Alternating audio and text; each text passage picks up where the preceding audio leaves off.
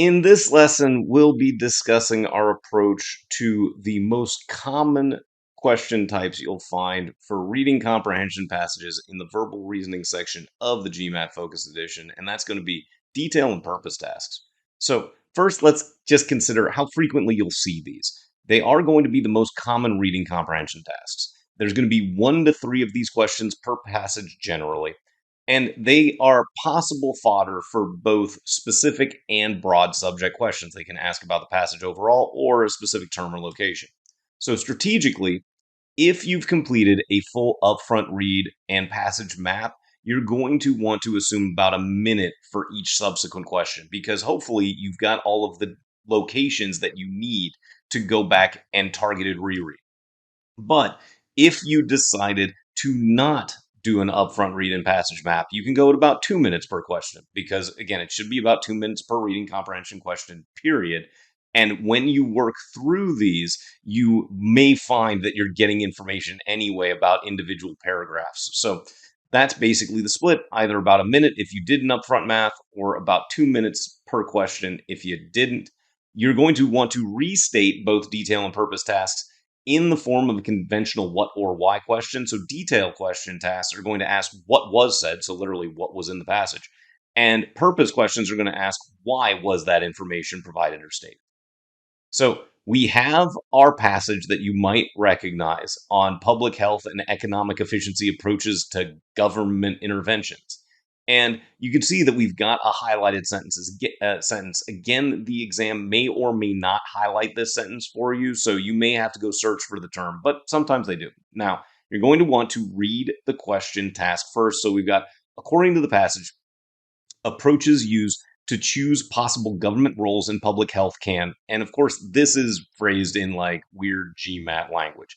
We want to get this into a simple actual question. So we can rephrase this as just what can approaches used to choose possible government roles in public health do? And that's a much more accessible question. And you can see we've got our paragraph on top with the highlighted introductory statement. And you probably would want to have an idea on your own. So we've got the public health and economic efficiency approaches to choosing a role for government often reach opposite conclusions. So we know that they can choose a role for government. And then we've got the details on both sides of the coin. We've got the public health perspective saying that potential for illness or injury is sufficient to justify government action.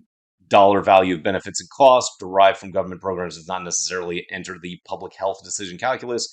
Alternatively, economic efficiency demands that the proposed government programs clear 2 hurdles, and there are the hurdles. You don't need all of the details, but you need to know broadly that they can be used to choose a role for government. So we just read that paragraph. Now, when we look at choice A, lobby for a change, that's not here. We don't know that they actually succeed because they can consider choosing a role, but we don't know that there's going to be an actual change. Now, choice B, justify governmental action without economic evidence. Well, that would be one half, but if we look at the economic efficiency at the bottom of the paragraph, that's kind of a direct reversal of this information. So we'd eliminate choice B. Then choice C, examine possible causes for public weight issues. Public weight issues are just completely not relevant to this paragraph. So choice C is out. This is just looking at the wrong location, the wrong content.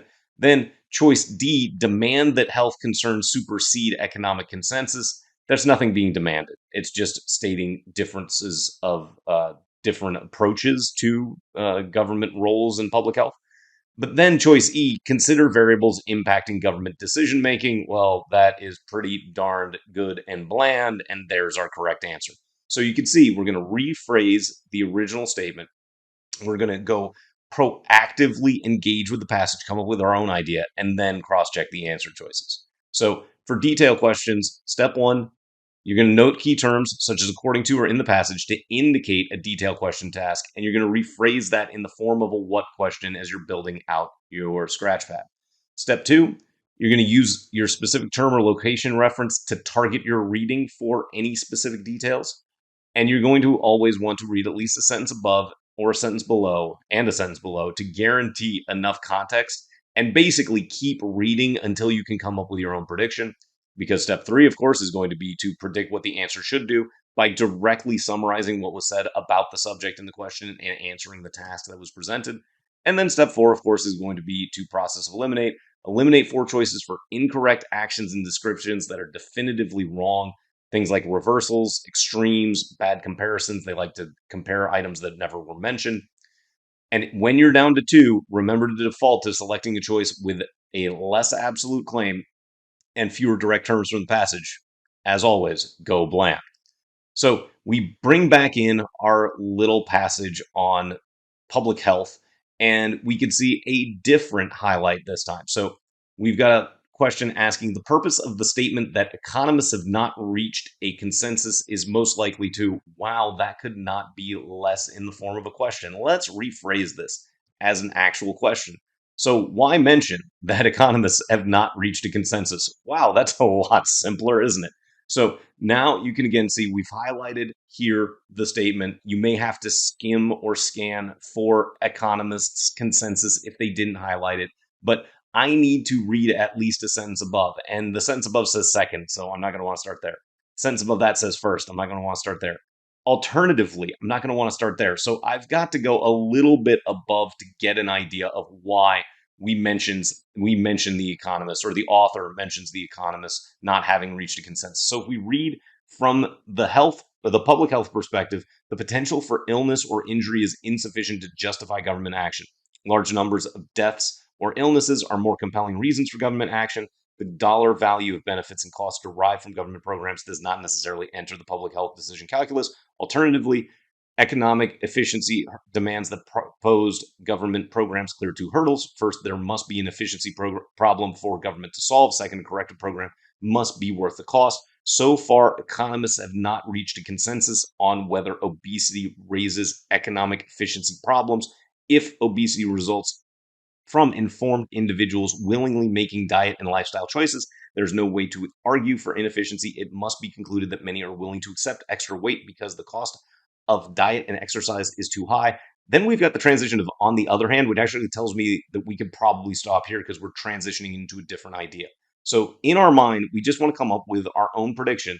Why did the author mention that economists have not reached a consensus? And it's basically to say, here's an example of where the public health and economic efficiency approaches to public health decisions are on opposite sides. So choice A, introduce a problem that economists must solve. Well, we do introduce a problem, but we are not saying that the economists themselves must solve. So be careful, make sure you're grabbing the part that's wrong. Now, choice B, qualify obesity as an insignificant health concern for the economy. Well, we haven't made that decision yet, so insignificant is extreme.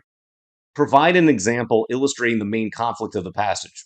Well, that seems pretty accurate in broad, bland Gmat style language. So then we go to choice D, make an argument for imminent public health intervention. Imminent is going to be extreme. We know that we haven't made a decision, at least turning from the author's perspective. And then choice E, indicate that they are hesitant to allocate public funds in the fight against obesity. Again, we don't know that the economists are actually hesitant. We just know that they've got some bars to clear before they would endorse such a program.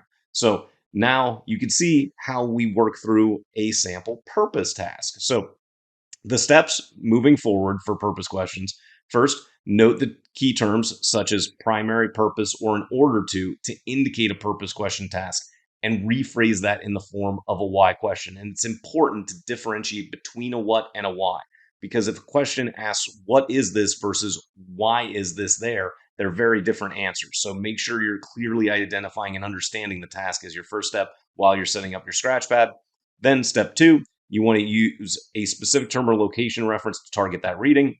You will read at least one sentence above and one sentence below to guarantee enough context. But if this is for the overall passage, this could be just something you're doing after your initial passage map and having your own prediction of the overall purpose of the entire passage. Then step 3, you're going to specifically predict what the answer should do by considering the purpose of the information as it pertains to the surrounding context of the passage, or you just use your passage map as your prediction if it's the main idea or primary purpose question. And of course, step 4, process of eliminate. Eliminate 4 choices for incorrect actions and descriptions that are definitively wrong. Things like reversals, extremes, what answers to why questions, answering the wrong task, discussing the wrong subject is also another common thing that you might encounter as a wrong answer. And of course, when you're down to two, as always, default to selecting the choice with a less absolute claim and fewer direct terms from the passage because we know we want to go bland. So let's head on over to the whiteboard to take a look at how we'll work through detail and purpose tasks using our scratch work on the actual GMAT focus verbal reasoning section. So as always, we'll set up our scratch work. We got A, B, C, D, E here. Put a little line over top for our question once we rephrase it. So the author uses the phrase complete toolbox for astronomers most likely to. So this is ultimately asking why use the phrase, and we could shorthand it, CT4A. And we need to go find that exact phrase, not CT4A, but complete toolbox for astronomers. And we find it here in the final sentence of the first paragraph. So we know we've got to go at least a sentence above. But when we're at the end of a paragraph, you might get away with not having to read a sentence below. If you have any doubts and aren't able to come up with a prediction immediately at the end of the paragraph, continue reading as necessary. But here we'll begin. It is extremely versatile, and that means the Hubble, and covers a wide range of performance characteristics, such as sensitivity, resolution, and wavelength coverage. Taken together, the Hubble instruments provide essentially a complete toolbox for astronomers to utilize in attacking almost any problem in modern optical astronomy. So, if you're familiar with some of the other lessons, you've already seen this passage. But if you aren't, you can actually see how we can really pick up without reading the whole thing up front because we understand just based on this limited excerpt that the reason that the phrase complete toolbox for astronomers is included is it's basically to illustrate how great, I can spell great, and versatile the Hubble is in solving astronomy problems. So now that we've got that prediction, we go straight to our answer choices, and we're going to cross check and eliminate these choices against the prediction, not necessarily the passage itself, but promote the availability of the Hubble Space Telescope. Absolutely not. We're talking about how great it is, not saying, hey, it's here for your use. Now, choice B, showcase the manifest abilities of a resource. Now, showcase is definitely nice. The abilities is definitely nice. But if you don't know what manifest means, you got to use a question mark here. Now, if you do, you might have already selected this. Then choice C, solicit interest in a newly launched solution. Well, we could fixate on soliciting interest is not the purpose that we predicted. We also don't know that it's newly launched here. There's a few things that we'd have to go outside knowledge. So choice C can be eliminated for a couple of reasons. Hype the successes. We are not talking about the successes. We're just saying how great it is in being used to solve problems, but we don't know what those problems that have been successfully solved are. And then choice E, demand credit. Well, no, that's a bit extreme for this passage as well. And we now know that manifest has to be the right answer. And if you know the meaning of manifest, it just means great in number and that sort of thing. So, of course, our correct answer in this case would be choice B. So let's scroll on down and we'll take a look at one more question with this passage. So setting up the scratch pad one more time, we got A, B, C, D, E, put a little line over top, and it says in the passage, the community of researchers interested in using the Hubble Space Telescope is described as blank. Okay, so what is a description, or not even, I can shorthand that even more so. We can say what describes the community of researchers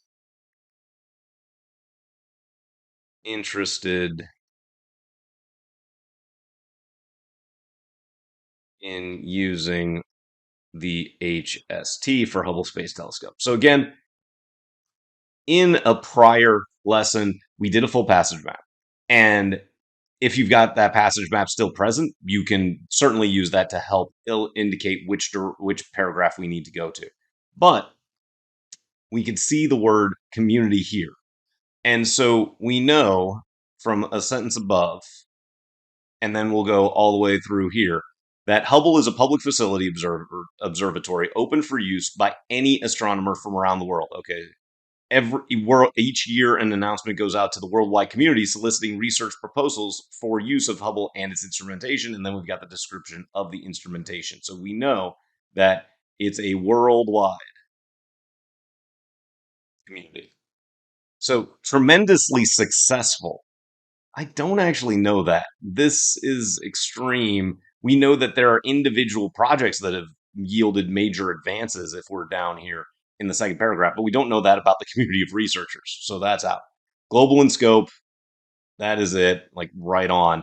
Always check all 5 choices, at least briskly, even if you've got a true check, but you may not have to go that detailed in your evaluation once you're like, yeah, that's it. That's definitely it. Extremely complementary, like they complement each other. That's not necessarily true. Essential to modern astronomy. That too is extreme. And we don't actually compare them to most other scientific communities. So, this is how you'll work through detail and purpose questions as you encounter them, both for specific subjects and overall passages. So, go ahead and practice these techniques on your own reading comprehension passage drills to improve at this vital question task of the reading comprehension of the verbal reasoning section of the Gmat focus.